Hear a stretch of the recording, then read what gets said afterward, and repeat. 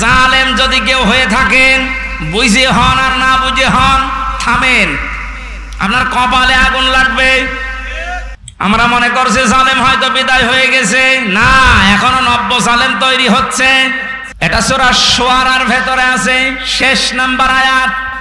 আল্লাহ বলেন অতি শীঘ্রই জালেমরা তাদের পরিণতি, তাদের আশ্রয়স্থল দেখতে পাবে।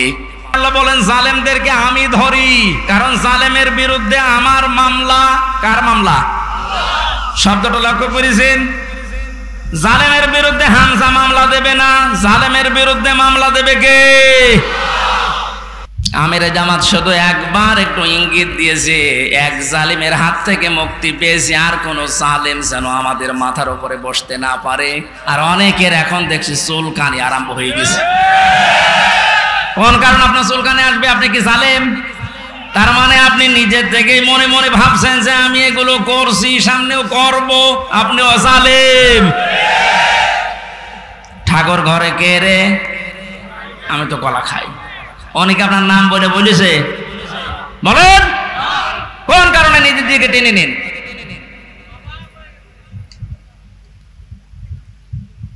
পাপ যদি পূর্ণ হয়ে যায় তখন কিন্তু আল্লাহ আর ছাড় দেয় না। ওয়ালা ইয়াহসাবান্নাল্লাযীনা কাফারু আন্নামা নুমলি লাহুম খায়রুল লিআনফুসিহিম ইন্নামা নুমলি লাহুম লিয়াজদাদু ইসমা ওয়া লাহুম আযাবুম মুহিন। কাফেররা ধারণা করে আমাদের চেয়ার যে বসে আছি, ক্ষমতার চেয়ার, এর নড়ন চড়ন নেই, এটা মনে হয় আল্লাহ ভালোবেসে আমাদেরকে দিয়েছে। আল্লাহ বলেন না, ওরা মনে করে আমাদের কল্যাণের জন্য চেয়ার, আমরা যা করছি সবই তো বৈধ। আল্লাহ বলেন তোদেরকে তোদের পাপের বোঝাটা পরিপূর্ণ করার জন্য আমি আল্লাহ চেয়ারে বসিয়ে রেখেছি। ওরা সর্বশেষ পাপের বোঝা পরিপূর্ণ করেছে ইসলামী আন্দোলন, একামতে দিন, জামাত ইসলামকে নিষিদ্ধ করার মাধ্যমে। এটা না করলে পাপের বোঝা পরিপূর্ণ হচ্ছিল না। যেই শয়তানগুলোর পরামর্শ এটা করেছিল, শয়তান এখন সব ডিম খাচ্ছে, সবগুলো ডিম খাচ্ছে, পচা ডিম। কথা বলে না কেউ? লিয়াজদাদু ইসমা, ওদের পাপের বোঝা 5 তারিখের আগ পর্যন্ত পূরণ হয়নি। যেই করেছে 1 তারিখে, 4 তারিখের ভেতরে আল্লাহ সব কমপ্লিট করে দিয়েছে। ওয়ালাহুম আযাবুম মুহিন, ওদের জন্য অপমানজনক শাস্তি। এর চাইতে আর কত অপমান হবে বলেন? বলছিলেন না জানছিলাম আমের যে কেক মারছে, আমার মনে হয় আমরাও সুযোগ পাচ্ছি না, সুযোগ পেলে আমরাও 2-1টা দিতাম। কারণ আপনারা যা করেছেন আমার সাথে, কম বেশি এই দেশে যদি 10 জন আলেমকে পরিস্থিতির দিক থেকে, এলেম আমল না, শুধু পরিস্থিতির দিক থেকে 10 জন মানুষকে সারা বাংলাদেশে চেনে, তার ভেতর আমি একজন। পেটের ভেতর থেকে শুনতে শুনতে আসে যে হামজা বলে একজন আছে। গাড়িতে আসার সময় মায়ের কোলে বসে বসে কি খাচ্ছে, চিপস খাচ্ছে, আর বলছে ওই যে হামজা দাস। তার মানে ও পেটের ভেতরে শুনে এসেছে যে হামজা নামে একজন আছে। এইরকম একটা পরিচিত মানুষের সাথে আপনি আমার মাজায় দড়ি দিয়ে, পায়ের ভেতরে বেড়ি দিয়ে, তাও ডান্ডা বেড়ি, হাতের ভেতরে আপনি হ্যান্ডকাপ দিয়ে, কালো কাপড় দিয়ে চোখ বেঁধে আপনি 11 ঘন্টা টাঙিয়ে রাখলেন, আপনি মানুষ? আবার যখন দড়ি দিয়ে টেনে নিয়ে যেত আদালত প্রাঙ্গণে, মনে হতো তো ছাগল টেনে নিয়ে যাচ্ছে। আর কয়েকতলা আছে তো, ওই অন্য জায়গা থেকে একে অন্যের সাথে তাকিয়ে টিপ্পনি কাটতো, ঠিকই হচ্ছে। এবার আমরাও বলি যে ঠিকই হচ্ছে। ওই আপনি সব বলেন, আপনি সব বলেন।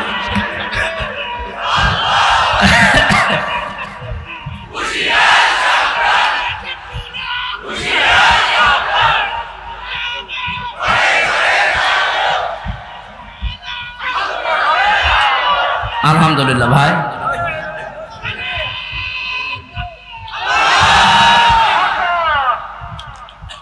আমাদের মুরব্বী, আমাদের মাথার তাঁচের কথা মতো আপনাদেরকে আমরা মাফ করে দিলাম, কিন্তু আপনারা যা করেছেন, কোরআন হাদিস পড়ে যা বুঝছি, আল্লাহ আপনাদের মাফ করবে না, আল্লাহ নিজে আপনাদের বিরুদ্ধে মামলা দেবে। এখানে জালেম যারা এবং জালেম এখন যারা নতুন করে হচ্ছেন, আপনারা আল্লাহর মামলার কেসের আসামি। খুব গুরুত্বপূর্ণ বিষয়, এটা খেয়াল করে জীবন চালাবেন। যে মানুষগুলোর আত্মার মাগফিরাত এবং রূহের আহত মানুষদের সুস্থতায় কামনায় তাফসির মাহফিলের আয়োজনে, বিশাল আয়োজনে যারা আঞ্জাম দিয়েছে, যারাই খেদমত করেছে এত বড়, আল্লাহ প্রত্যেককে তাদের মনের কামনা বাসনা পূরণ করুন। আমরা বারবার বলছি, আমরা কিন্তু এখনো পর্যন্ত বিজয় অর্জন করতে পারি নাই, আমরা শুধুমাত্র স্বাধীন হয়েছি কেবল। আমরা জুলুম মুক্ত হয়েছি, এখনো পুরোপুরি না, ষড়যন্ত্র তো থেমে নেই।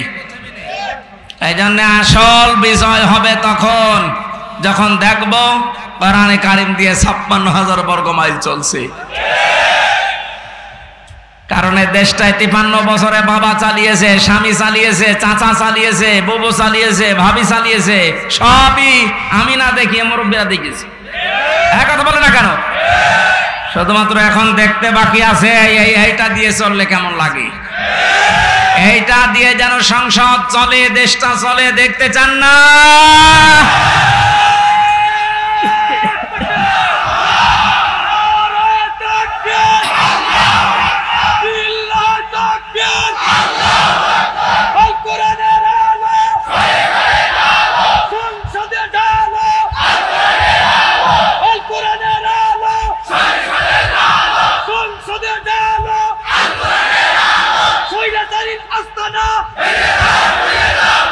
আলহামদুলিল্লাহ।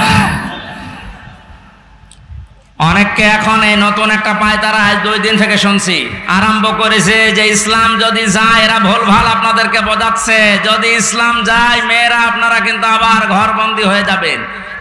এই জুজুর ভয় দেখিয়ে লাভ নেই, মেয়েরা এখন বুঝতেছে। আপনি স্ট্যাটাস গুলো পড়েন ফেসবুকে, অধিকাংশ মেয়েরা এখন বলতে চাচ্ছে ইসলাম আসলে আমরা মায়ের কোলে থাকবো। আমির জামাত ঘোষণা দিয়েছে যদি আল্লাহ আমাদেরকে কবুল করেন, মেয়েরা যে নিরাপত্তা পাবে কিয়ামত পর্যন্ত এই দেশের মেয়েরা ভুলতে পারবে না যে আবার কোরআন বাদে অন্য কিছু আসুক। আমরা ওইটা দেখাতে চাই, দেখাবো ইনশাআল্লাহ। কোরআনের সূরা সূরা, সূরা মানে সংসদ, সূরা মানে কি? যেহেতু সংসদ নির্বাচন সামনে আসছে, সংসদ নির্বাচন করার জন্য যে 7টা পদ্ধতি আছে, 7টা গুণ দেখে দেখে নেতা নির্বাচন করা যায়, ওই কথাগুলো আল্লাহ সূরা সূরার ভেতরে দিয়েছেন। আমরা মাত্র একটা আয়াত পড়েছি, আয়াতের নাম্বারও 7। কত? আমরা সবকিছু বাদ দিয়ে সরাসরি কোরআনের আয়াতে যাচ্ছি। আল্লাহ পাক বলেন ওয়াকাযালিকা আওহাইনা ইলাইকা, আমি এইভাবেই করে এই হে নবী আপনার প্রতি ওহী নাজিল করেছি। এই আয়াত নাজিল করা দেখে বোঝা যাচ্ছে এর আগেও আল্লাহ বিভিন্ন নবীদের উপরে ওহী দিয়েছিলেন নাকি? ধারাবাহিকতায় বিশ্ব নবীও পেয়েছেন। আল্লাহর নবীকে আল্লাহ যেটা দিলেন কোরআনান আরাবিয়্যা, নবীকে যে আল্লাহ ওহী দিয়েছেন তার নাম আরবি কোরআন।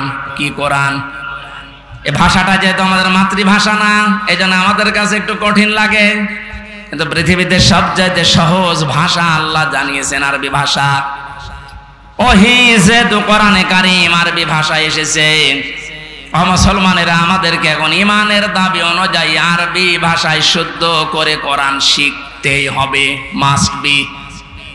আমি অনেক পীর সাহেবের মুরিদ, অনেক ইসলামী আন্দোলনের ভাইদেরকেও দেখেছি কোরআনে কারিমের কাছে যে ওরা দুর্বল। শুদ্ধ করে কোরআন পড়া বোঝার যে সিস্টেমগুলো চালু আছে, এটা 100% এখন আমাদের ফলো করা লাগবে।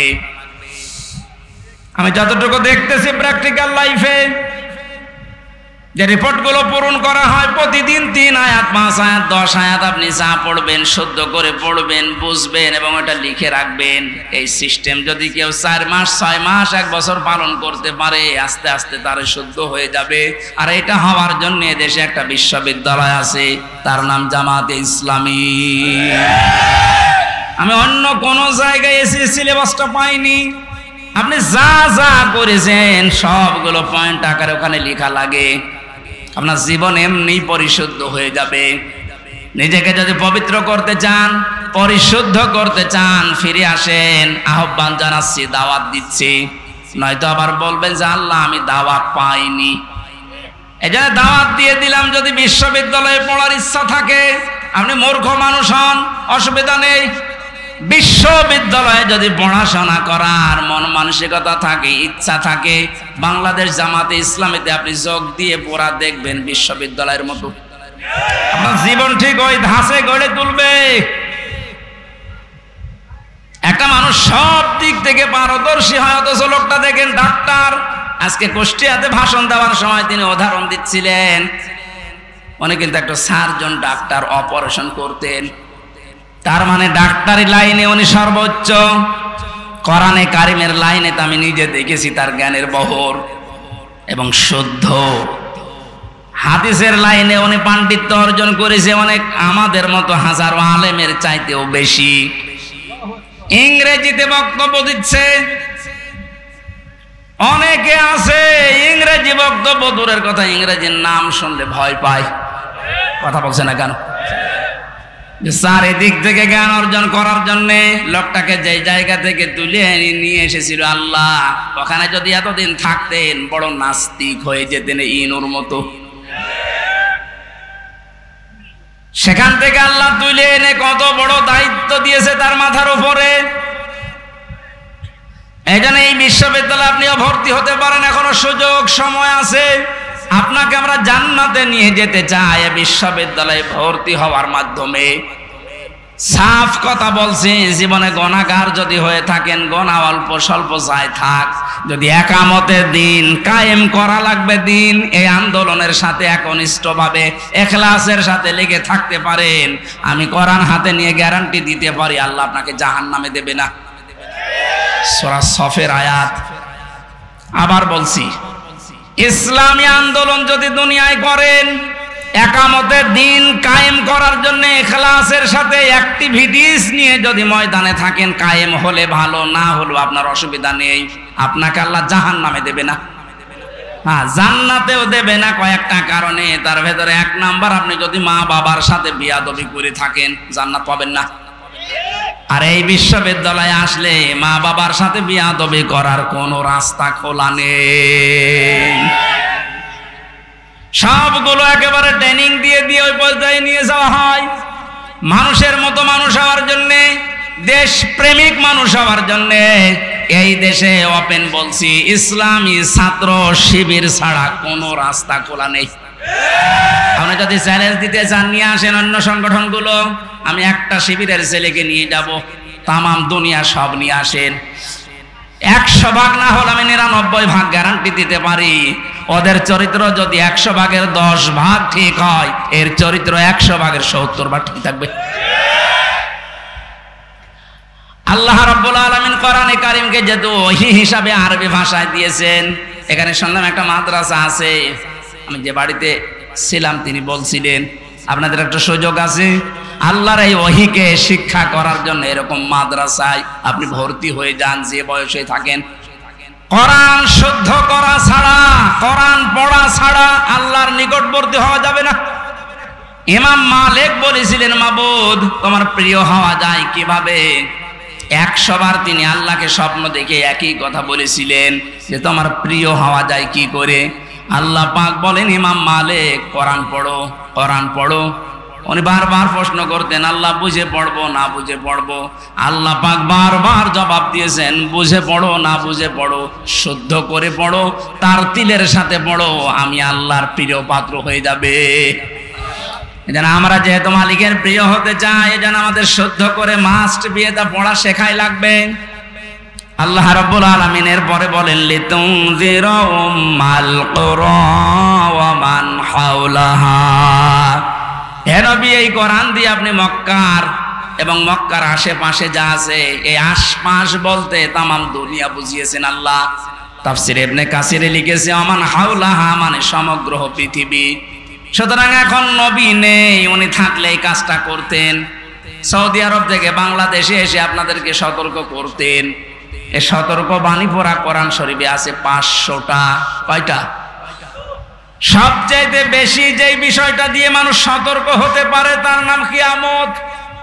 কারণ এইটার জবাবদিহিতা যতদিন পর্যন্ত আপনি উপলব্ধি করতে না পাবেন যে কিয়ামত হবে, আল্লাহ বলেন, তুনজিরা ইয়াউমাল জামিউ লা রাইবা ফি, ওই দিন সম্পর্কে সতর্ক করো যেদিন সম্পর্কে কোনো সন্দেহ নেই, সন্দেহের অবকাশ পর্যন্ত নেই। মানুষের জীবন পরিচ্ছন্ন হওয়ার জন্য 8টা মাধ্যম আছে, তার 1 নাম্বার মাধ্যম এইটা।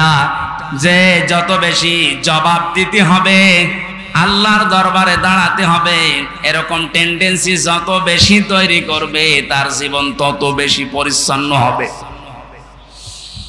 খলিফাতুল মুসলিমিন হযরত আবু বকর সিদ্দিক রাদিয়াল্লাহু তাআলা আনহুকে তার স্ত্রী উম্মে রোমানা ডাক দিয়ে বললেন, স্বামী আমার, বাইতুল মালে যিনি দায়িত্বে আছে খাজানচিতে, অর্থমন্ত্রীকে আপনি বলেন আগামী মাস থেকে যেন আগামী মাসের যে বেতন আছে ওটা যেন অ্যাডভান্স আমাদেরকে দিয়ে দেয়।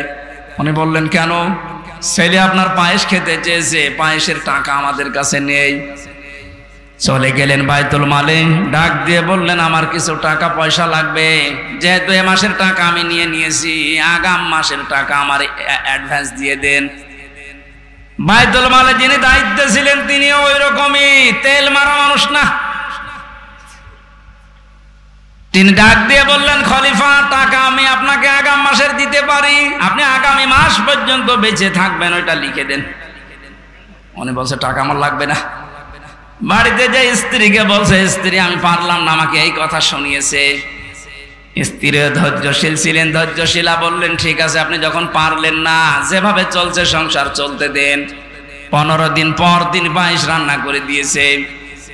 হযরতে আবু বকর বললেন, স্ত্রী পেলে কোথায়? আপনাকে বলেছিলাম, আপনি তো অপারগতা প্রকাশ করলেন, আপনি পারেননি। আমি প্রতিদিন 1 মোট 1.5 মোট করে তুলে রাখতাম এই আটা চাউল, যাই বলেন। এই 15 দিন তুলতে তুলতে প্রায় 2 কেজি হয়ে গেছে। ওটা পাশের বাড়িতে বিক্রি করে আমি আজকে এই পায়েসের ব্যবস্থা করেছি, কোনো উল্টাপাল্টা কাজ করিনি। উনি বললেন, ঠিক আছে, সন্তান আব্দুল্লাহ ভালো করে খাও। দৌড় দিয়ে চলে গেলেন বাইতুল মালের খাজানচির কাছে, বললেন, বাইতুল মালের দায়িত্বে আছো, অর্থমন্ত্রী, আগামী মাস থেকে আমার বেতন যদি 12,000 টাকা দিতে থাকো তো 2,000 টাকা কম দিও। কেন? কারণ 10,000 টাকা হলেও আমার সংসার চলে, এটা আমি দেখেছি। আমার মনে হচ্ছে এই যে কিয়ামতের জবাব দিতে হবে, টেন্ডেন্সি তার ভেতরে কোন পর্যায়ে ছিল আপনি বলেন। আর 1628 জন মানুষ দায়িত্বে আছে, দায়িত্বে যে সরকার আছে থাক, এর এই 1628 জন মানুষ শুধু এখন যদি আবু বকরের মতো এই চিন্তা নিয়ে দেশটা চালায়, আমার মনে হচ্ছে 16 ঘন্টায় এই দেশটা একেবারে রোল মডেল হয়ে যাবে। এতদিন যারা রোল মডেল করেছিল, কি মডেল দেখিয়েছেন আপনি? কি মডেল দেখিয়েছেন? এটা একটা জরিপ পেলাম আজকে, এটা শোনালে আপনার মাথা খারাপ হয়ে যাবে। অবশ্য 2009 সালে পিলখানার নির্মম হত্যাকাণ্ড, আমার সাথে 1500 জন মানুষের, তার ভেতরে আমার মনে হয় 900 মানুষকে তো আমি পরিচয় করেছিলাম বিডিআর বিদ্রোহের নাম দিয়ে। এই 14-15 বছর বেকার তারা জেল খাটতেছে, কিচ্ছু জানে না। এমনও মানুষ আছে। পঞ্চগড়ে এক মুরব্বীর সাথে পরিচয় ছিল, বলছে আমি রিটায়ার্ড করবার 1 মাস পরে, অথচ 15 বছর 14 বছর আমি জেলে আছি। 2013 সালে হেফাজতের কর্মীদের শাপলা চত্বরে যে নির্মম হত্যাকাণ্ড, 2014 সালে একক নির্বাচন, 2018 সালে কোটা আন্দোলনকারীদের নির্মম নির্যাতন, 2018 সালে নিরাপদ সড়ক আন্দোলনকারীদের নির্মম নির্যাতন, 2018 সালের নির্বাচনী গায়েবী ভোট, বিরোধী দলীয় নেতা কর্মীকে গুম, খুন, হত্যা এবং আয়নাঘর, 11 লক্ষ কোটি টাকা বিদেশে পাচার, তার ভেতরে এক দরবেশী 36,000 কোটি টাকা, এটা 11 লক্ষ কোটি। দলীয় প্রয়োজনে পুলিশকে ব্যবহার, বাক স্বাধীনতা কেড়ে নেওয়া, সর্বশেষ 2024 সালে কোটা আন্দোলনের নামে গণহত্যা। এর একটা অস্বীকার করতে পারবেন? আমি দেয়নি, বিবিসি দিয়েছে জরিপটা।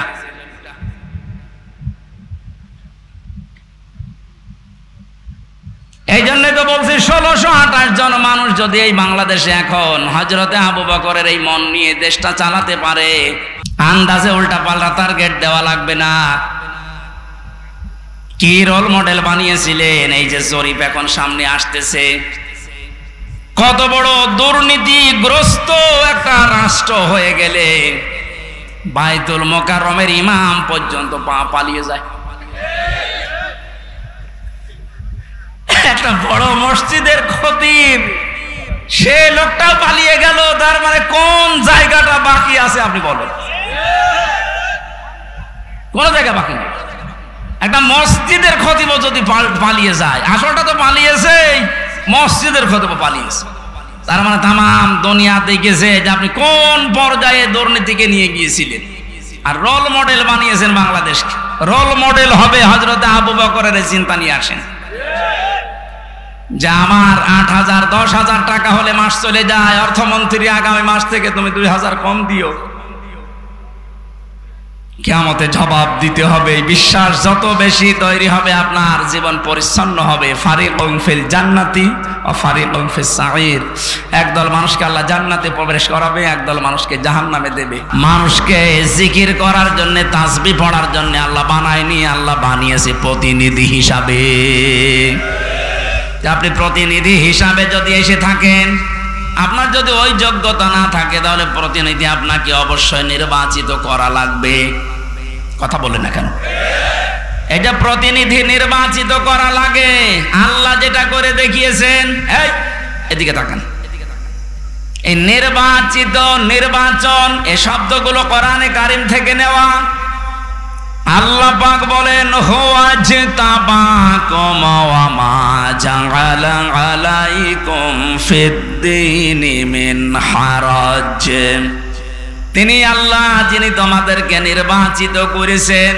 কি করেছেন? নির্বাচিত কখন করা হয়? যখন নির্বাচন হয়। 15 বছর তো নির্বাচনই হয়নি, তো নির্বাচিত কিভাবে হলো? তার মানে যারা ছিল সব অনির্বাচিত। নির্বাচিত যেন করা যায়, সেজন্যই তো ফিল্ড লাগবে। সমান সমান ফিল্ড না হলে আপনি নির্বাচিত করবেন কি করে? আমিরে জামাত ডাক্তার শফিকুর রহমান এইটাই তো জানাতে যাচ্ছে জাতির কাছে, যে যারা দায়িত্বে আছে তাদেরকে একটু সময় দেন, তারা এই ফিল্ডটা তৈরি করে দিক। এটা ছিল না বলেই তো আপনি আন্দাজে অনির্বাচিত, নির্বাচিত বলে আপনি ঘোষণা দিতেন। ফিল্ড যদি তৈরি না হয়, আপনি তো আবার ওইভাবে দিনের ভোট রাতে করে বলবেন আমিও নির্বাচিত। 4-5 দিন আগে এদেরকে দিয়ে একটা ষড়যন্ত্র চলছিল। নির্বাহী আদেশের মাধ্যমে আইন মন্ত্রণালয় থেকে যারা দায়িত্বে আছে, বিনা ভোটে, বিনা নির্বাচনে 900 ভোটে যে মানুষগুলো আন্দাজে নির্বাচিত হয়েছি বলে ঘোষণা দিয়েছিল, একবারে উপজেলা চেয়ারম্যান, মেয়র সব বাদ দিয়ে দিয়েছে। ওই মানুষগুলো শুরু করেছিল, না আমরা তো নির্বাচিত। কিসে নির্বাচিত? তোমাকে ফিল্ড তৈরি করেছিলে। আমার তো মনে হয় এদেরকে যারা সাহায্য সহযোগিতা করেছে এই ভোটে দাঁড়ানোর মাধ্যমে নাম দিয়ে, এরা অপরাধী, কারণ এরা নির্বাচিত করতে দেয়নি। এখানে এ দল আছে, ও দল আছে, সব দিকে আছে। জাতীয় পার্টির নাম ধরে বলছি, এদের শাস্তি আরো বেশি হওয়া দরকার। কেউ রাজি হয় না, আর তুমি আগে আগে চলে গেলে মানে। আল্লাহ বলছেন হুয়া জিতাবাকুম, তিনি নির্বাচিত করেন। নির্বাচন না হলে উনি নির্বাচিত করবে কি করে? আর নির্বাচিত করার জন্য আল্লাহ প্রতিনিধিদের মাধ্যমে এটা তৈরি করেছেন। আমরা এখন নির্বাচিত করব কাদের, সেই কথা আল্লাহ কোরআনে দিয়েছেন। আমার নিজেরও মনে হচ্ছে যা বলছি সবই তো রাজনীতি। আসলে এইটাই রাজনীতি। আপনি যেটা করতেন কোরআন হাদিস বাদ দিয়ে, ওটা দুর্নীতি। আর আমি কোরআন দিয়ে যেটা প্রমাণ দিয়ে বলছি আপনাকে বাঁচানোর জন্য, এইটাই আসল রাজনীতি। কাকে নির্বাচিত করবেন? কোরআনে কারীম জানিয়েছে সূরা নিসা 5 নম্বর পারার 6 নম্বর পৃষ্ঠার 9 নম্বর লাইনের 59 নম্বর আয়াতে আছে, প্রথম অংশে পাবেন। এটা তাফসিরে ইবনে কাসিরেও আছে, ফি জিলালিল কোরআনেও আছে। ব্যাখ্যাগুলো লম্বা করে বলতে গেলে সময় যাবে আর কণ্ঠ পারবে না, এই জন্য আমি খুব সামারাইজ করছি। বোঝার জন্য বলছি। ইয়া আইয়ুহাল্লাযীনা আমানু আতিউল্লাহা ওয়া আতিউর রাসূলা ওয়া উলিল আমরি মিনকুম। এখানে আলেম বসে আছে, যারা এখানে বসেন কোরআন হাদিস তারা একটু খেয়াল করবেন, যারা বসেন না তারা আরে অ্যাক্টিভ হবেন যেন বাড়িতে মিলাতে পারেন। আল্লাহ ডাক দিয়েছেন ইমানদারেরা আমার আনুগত্য করো, আমার রাসূলের আনুগত্য করো। আর তোমাদের ভেতরে যারা উলিল আমর নেতৃত্ব দেয়, নেতা যারা, তাদেরকেও মেনে চলো। প্রশ্ন আমার এখানে, আতিউ এটা ফেল, ভার্ব, এটা ক্রিয়া। এই শব্দটা আল্লাহ নিজের নামে রাসূলের নামে দিয়েছেন, কিন্তু উলিল আমরের আগে দেয়নি। এই কথা বলেন না কেন? শুধু জি বলা না, এটা নিয়ে যাওয়া লাগবে যা একটা বাড়িতে। তাহলে ওই যে লোক ইসলামী ব্যাংকের অফিসারের কাছে বলেছে যেখানে রাজনীতি হবে, ও জীবনের কথা বলবে না। আতিউ শব্দটা আল্লাহ নিজের নামে রাসূলের নামে দিলেন, উলিল আমরের আগে দেয়নি। কেন দেয়নি? কারণ আল্লাহ রাসূলকে মানা লাগবে, কোনো প্রশ্ন করা যাবে না। কথা বলে না কেন? কিন্তু উলিল আমর যদি মেনে চলতে হয়, যেহেতু ওনারা, আল্লাহকে তো আপনি এখানে পাচ্ছেন না, রাসূলকে পেয়েছিলেন কিন্তু এখন নেই, কিয়ামত পর্যন্ত তো উনি আসবেনও না, কিন্তু উলিল আমর তো আসবে। এই জন্য উলিল আমরকে যদি আপনি মেনে চলতে চান, দেখতে হবে উপরে বর্ণিত এই দুইটা আছে কিনা, আল্লাহ রাসূলকে ওই লোকটা মেনে চলে কিনা। আপনি যাকে নেতা মানবেন, যার নেতৃত্বে চলবেন, যাকে আপনি নির্বাচিত করবেন, আমি এই শব্দগুলো কি বানাচ্ছি? হুয়া জিতাবাকুম, এ জিতেবা মানে নির্বাচিত করা। নির্বাচন না হলে নির্বাচিত করা যায় না। আল্লাহ তাহলে নির্বাচনের মাধ্যমে নির্বাচিত করেছেন আমাদেরকে। কোটি কোটি মানুষেরা উম্মত হওয়ার জন্য আশা পেশ করেছিল, আকাঙ্ক্ষা, কিন্তু আল্লাহ তাদের বাছাই করেনি। আল্লাহ শুধু আমাদের মতো মানুষগুলোকে উম্মতে মুহাম্মদী নির্বাচিত করেছেন। সুবহানাল্লাহ বলতে পারেন না? মুসা নবীর মতো, ঈসা নবীর মতো এত বড় পাওয়ারফুল নবীরা আকাঙ্ক্ষা করেছিল যে আমরা নবী হয়েছি ভালো, কিন্তু নবী না হয়ে যদি মুহাম্মদুর রাসূলুল্লাহর উম্মত হতে পারতাম তারপরও ভালো হতো। আল্লাহ বলেন না। একজনেরটা কবুল হয়েছিল হযরত ঈসার, এজন্য তিনি আসবেন দুনিয়ায় আবার নবী হয়ে না, উম্মত হয়ে। মুসা নবীর মতো এত বড় নবীর দোয়া কবুল আল্লাহ করেননি যে না তোমারটা হবে না। আপনি টের পাচ্ছেন যে নির্বাচিত হয়ে আমরা কত দামি জায়গায় আছি। বাংলার মুসলমানেরা, আজকে এই ওয়াজটা যদি আপনি বাড়ি নিয়ে যেতে না পারেন, এরকম ওয়াজ 1 বছর পরে একদিন না, প্রতিদিন 24 ঘন্টা হলেও আপনার কোনো কাজ হবে না। এই জন্য আতিউ শব্দটা আল্লাহ দেওয়ার কারণে আল্লাহ রাসূলকে মানতে গিয়ে আপনি কোনো প্রশ্ন করতে পারবেন না, বুঝে আসুক আর না আসুক। হয়তো আপনার স্বল্প জ্ঞানে বুঝে আসছে না, কথা বলেন না কেন? তা আল্লাহ আপনার চাইতে ভালো বোঝে না, বোঝে না? কিন্তু উলিল আমর যারা, এদেরকে মানতে হলে মাস্ট বি, অবশ্যই দেখা লাগবে লোকটা আল্লাহ রাসূলকে মেনে চলে কিনা। যদি মেনে চলে তাকে মানা ফরজ, যদি মেনে না চলে তাকে মানা হারাম।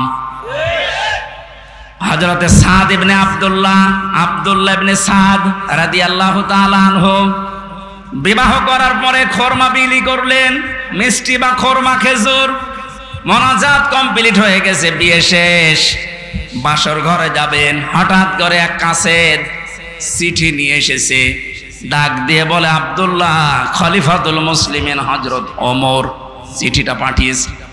উনি চিঠি খুললেন, ওখানে লেখা দেখলেন, ও আব্দুল্লাহ যেখানে থাকো আমি রাষ্ট্রের দায়িত্বে আছি। ওমর, আমি তোমার উলিল আমর বলছি, আমি তোমার উলিল আমর বলছি, যেখানে থাকো চিঠি পাওয়ার পরে সঙ্গে সঙ্গে দেখা করো, তোমার জিহাদের ময়দানে পাঠাবো। উনি মুরব্বীদেরকে জিজ্ঞাসা করলেন, মুরব্বীরা বলে হ্যাঁ আপনি যান, কিন্তু বাসরটা শেষ করেন। হযরত আব্দুল্লাহ ওই মজলিসে উঠে দাঁড়িয়ে কোরআনের কয়েকটা আয়াত পড়ে তাদেরকে জানিয়েছিলেন, ইয়া আইয়ুহাল্লাযীনা আমানু মা লাকুম ইযা ক্বিলা লাকুম ইনফিরু ফি সাবিলিল্লাহি সাকালতুম ইলাল আরদ আরাদিতুম বিল হায়াতিদ দুনিয়া মিনাল আখিরাহ ফামা মাতাউল হায়াতিদ দুনিয়া ফিল আখিরাতি ইল্লা কলিল। সূরা তাওবার ভেতরে আছে, আমি শব্দটা বোঝানোর জন্য আয়াতটা পড়লাম, খুব ভালো করে মিলান। তিনি মুরব্বিদেরকে বললেন, হে আমার মুরব্বিরা, আমার মাথার তাজ, আপনারা সম্মান করি আপনাদের। আল্লাহ কি ডাক দিলেন আমাকে, ঈমানদারেরা, যখন তোমাদেরকে আল্লাহর রাস্তায় বের হওয়ার জন্য বলা হয় তখন তোমরা মাটি কামড়িয়ে পড়ে আসো। তোমরা কি দুনিয়ার জীবন পেয়ে সন্তুষ্ট হয়ে গেলে?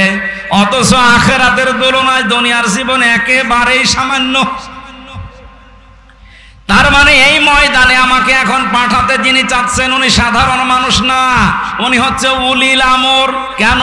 হযরত ওমর যেহেতু আল্লাহ রাসূলকে মেনে চলে, এজন্য ওমরকে মানা এই মুহূর্তে ফরজ। কথা বুঝলেন?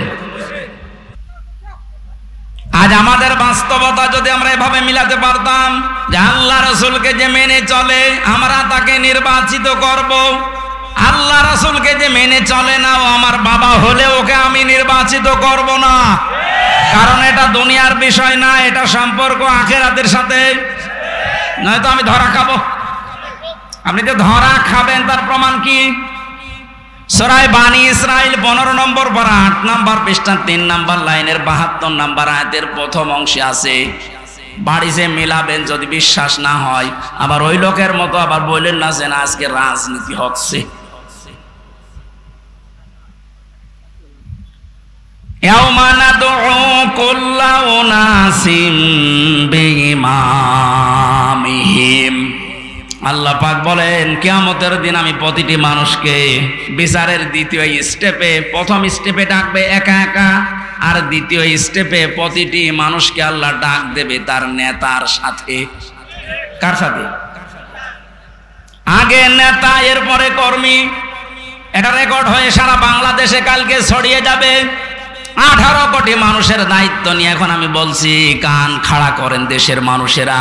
কোরআনের চোখ, হাদিসের চোখ লাগিয়ে দেখতে পাচ্ছি আপনি জাহান্নামে যাচ্ছেন। আপনার নিজের বিবেকের কাছে বলেন তো, কিয়ামতে প্রতিটি মানুষকে আল্লাহ যেহেতু তার নেতার সাথে তুলবে, যেই নেতার আদর্শ আপনি মেনে চলেন, যাকে নির্বাচিত করবেন বলে আপনি ভোট দেওয়ার সিদ্ধান্ত নিচ্ছেন, আপনি নিজে থেকেই বলেন ওই লোকটা যদি কিয়ামতে আপনার সামনে দাঁড়ায় আপনি তার পেছনে। আল্লাহ তো আগে ওকে দেখবে, এরপর আপনাকে। আপনার কি মনে হয় ওর যা অবস্থা, ওর যা চরিত্র, ওর যা সুরত সিরাত, ওরে দেখলে আল্লাহ মাফ করবে বলে মনে হয়? দেখলেন? বলছেন না তো এখনই ধরা খাবে।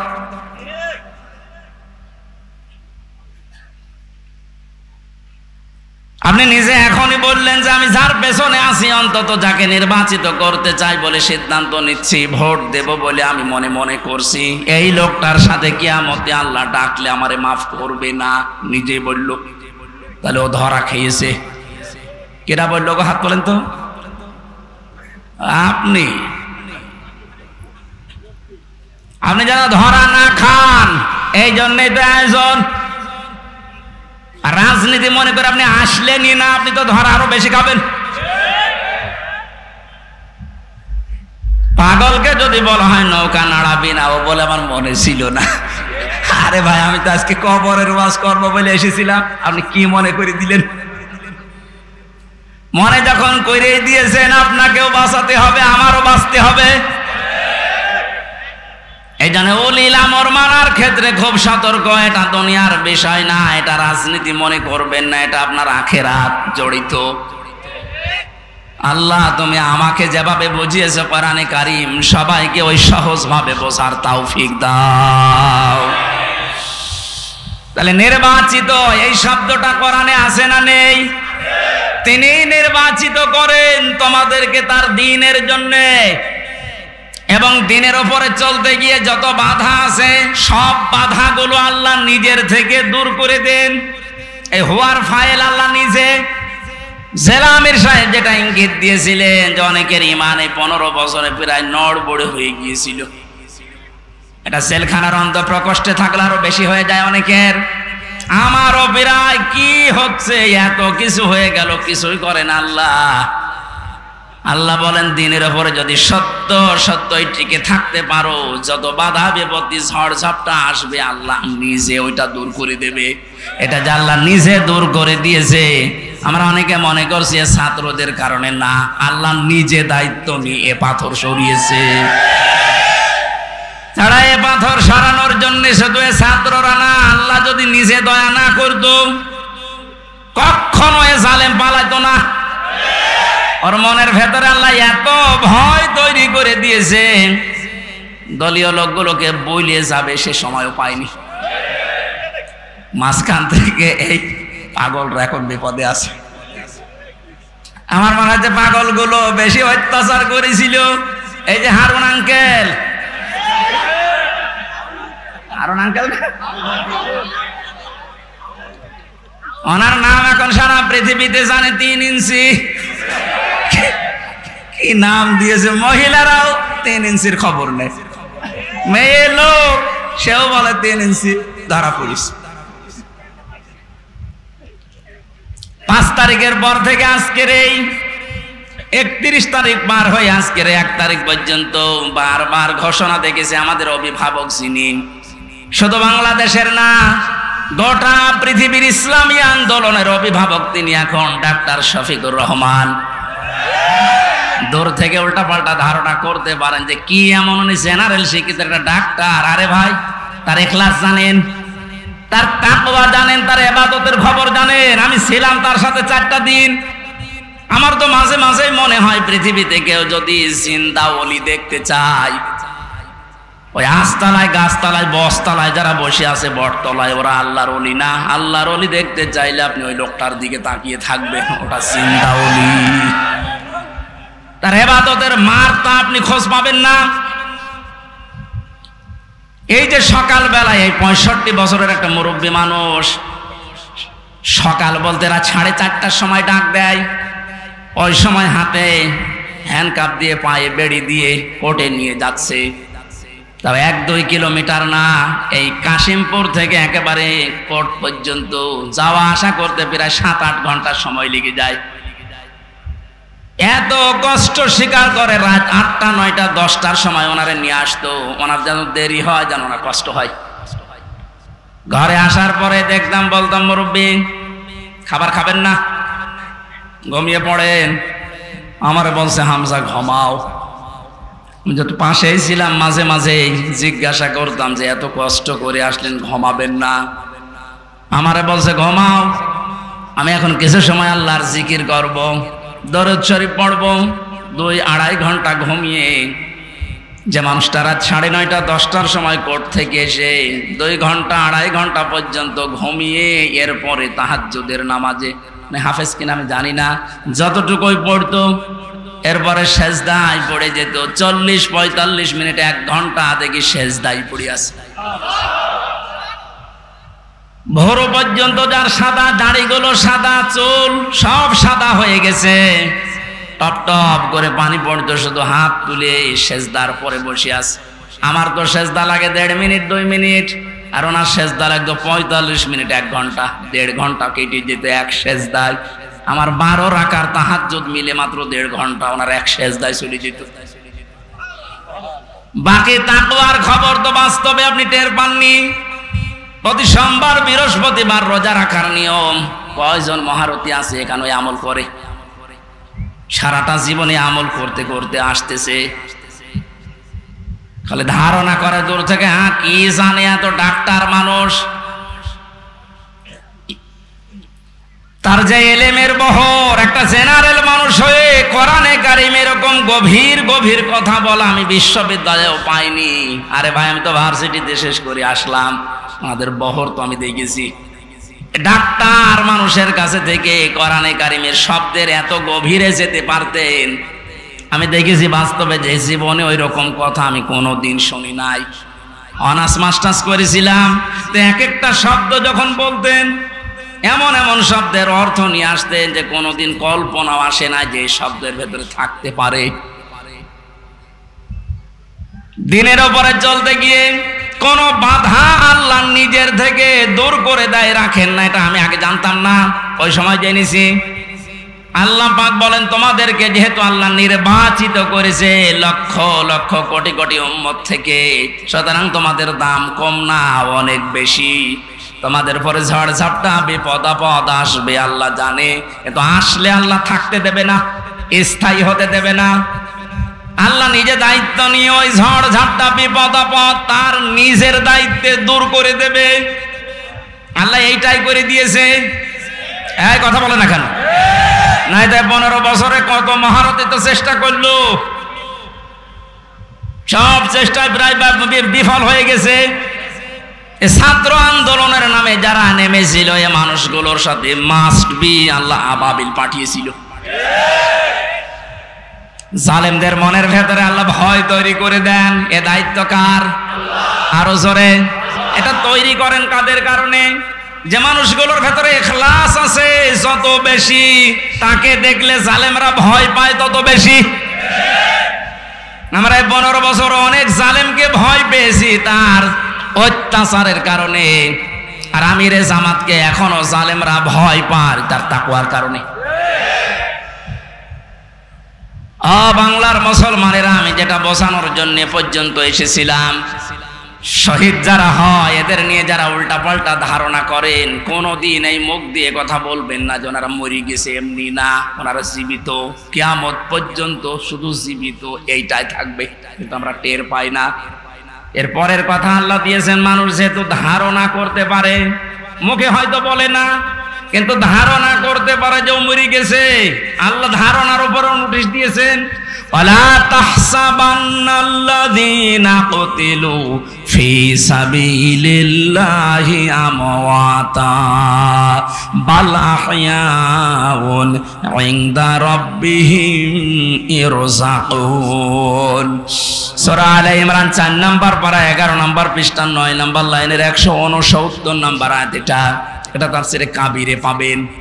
আল্লামা ফখরুদ্দিন রাজি রহমতুল্লাহ আলাইহি ব্যাখ্যা করতে গিয়ে লিখেছেন, ওই পৃথিবীর মানুষেরা মুখ দিয়ে তো বলবেই না, অন্তরে যেন এ ধারণাও কোনোদিন না আসে যে শহীদরা মরে গেছে। এটা ধারণাও করা যাবে না। বালাহিয়াউন, বরং তারা জীবিত, বরং তারা কি? আরো জোরে।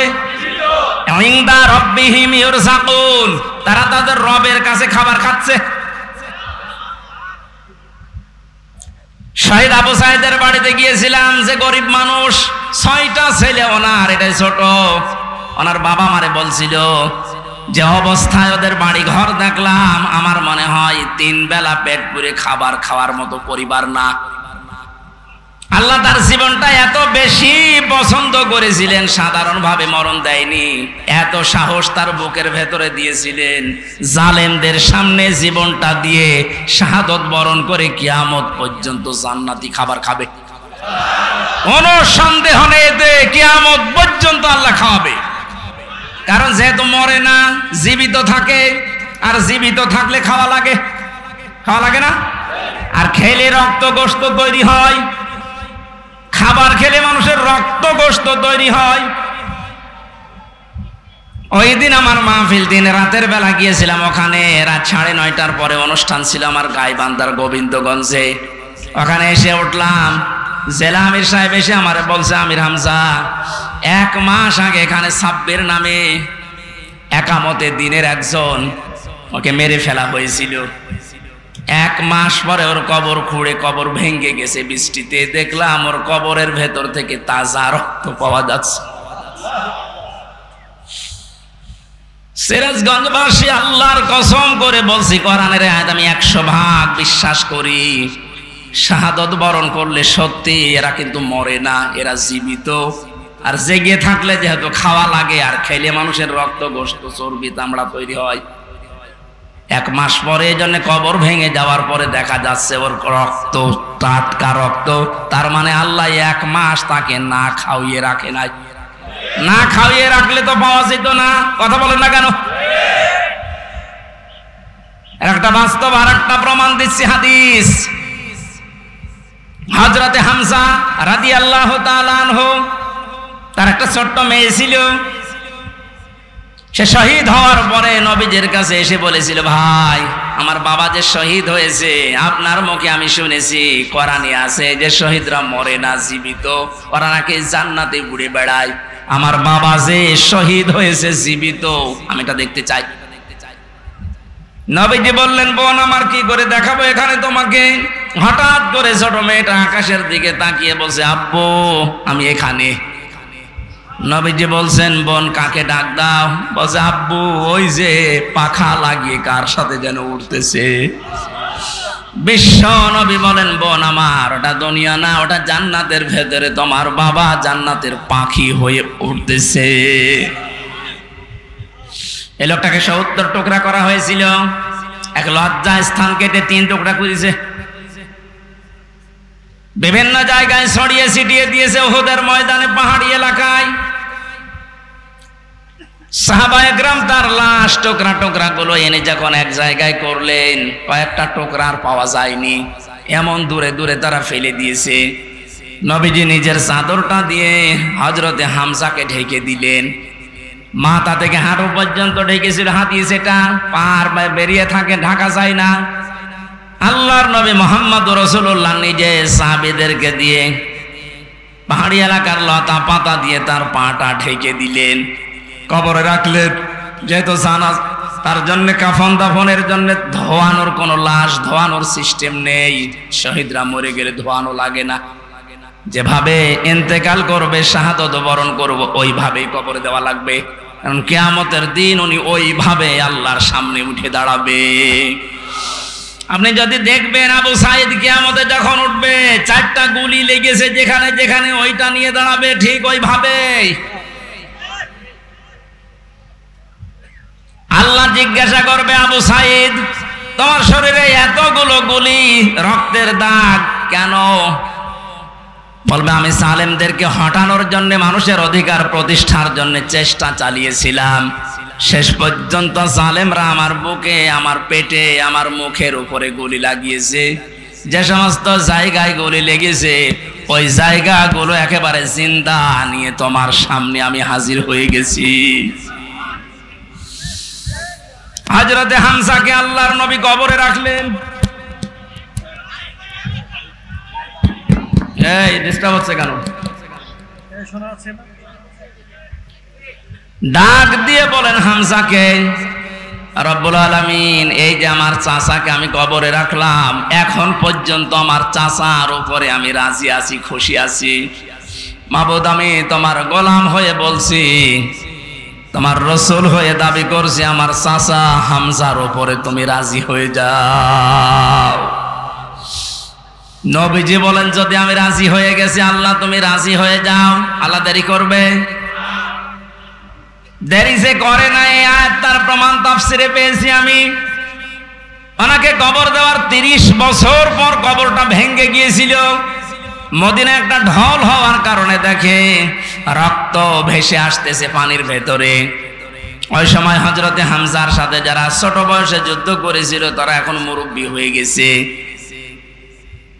রক্ত অনুসন্ধান করতে করতে গিয়ে দেখে 30 বছর আগে মুহাম্মদুর রাসূলুল্লাহর চাচা হযরতে হামজাকে ওরা যেখানে যেখানে আঘাত করেছিল তরবারি দিয়ে, ওই জায়গাগুলো দিয়ে ফিনকি দিয়ে রক্ত বের হচ্ছে। বাংলার মুসলমানেরা ভালোভাবে মিলান, আল্লাহ যে আহয়াউন দিয়ে শেষ করেননি, ইনদা রাব্বিহিম ইরযাকুন, তারা তো জীবিত এবং খাবার খায়। উনি যে খাবার খেয়েছে তার প্রমাণ 30 বছরের তাজা রক্ত। কথা বলেন না কেন? এই জন্য কোনোদিন এই ধারণা করবেন না যে যারা শহীদ হয়ে গেল এরা মরে গেছে, বলবেন তো নাই, ধারণাও করা যাবে না। এই শহীদদের আত্মার মাগফিরাত আল্লাহ ওদেরকে এমনিতেই মাফ করে দিয়েছে। কারণ কি? ওয়ালিয়াকুলামাল্লাহুল্লাযীনা আমানু ওয়া ইয়াত্তাখিযা মিনকুম শুহাদা আল্লাহু লা ইউহিব্বুজ জালিমিন। রব্বুল আলামিন বলেন, কিছু মানুষকে আমি সাধারণভাবে মরণ দিতে চাই না, যার ইমান এবং যার অ্যাক্টিভিটিস কাজকর্ম আমার কাছে পছন্দ হয়, ওই মানুষটাকে আমি আল্লাহ শাহাদতের মরণ দিয়ে ধন্য করে দেই।